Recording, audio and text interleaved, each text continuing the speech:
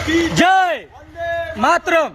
मी बघता इथं collector office, ज्या कलेक्टर मध्ये दालनामध्ये न्याय मागायला जातो तिथं अन्याय कसा होतो. एक देशाच्या सैनिकाला एक कलेक्टर साहेब भेटू शकत नाही. एक छोटासा 2.5 वर्षाचा मुलगा घेऊन सांगतो भारत माता की जय. साले गद्दार जे नगरपालिकामध्ये स्वतःला देशभक्त समजतात त्या आतंकवादी धुड्यामध्ये फिरतायत. त्याने मला मारलं, सैनिकाला लोकशाहीचा गडा घोटला, कलंक पिटवला. माझं निवेदन सुद्धा फाडण्यात आलं, मला मारण्यात आलं. ही माझी व्यथा आहे.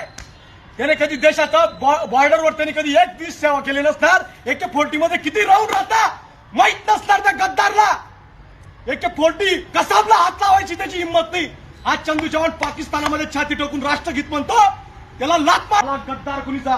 आणि देशभक्त समजतात. जेव्हा मी यांना सांगतो टॅक्सिको अंतर बाल गुन्हा 12/2005 अंतर्गत IPC अंतर्गत त्यांच्यावर गुन्हे दाखल करा, तर हिंमत होत नाही.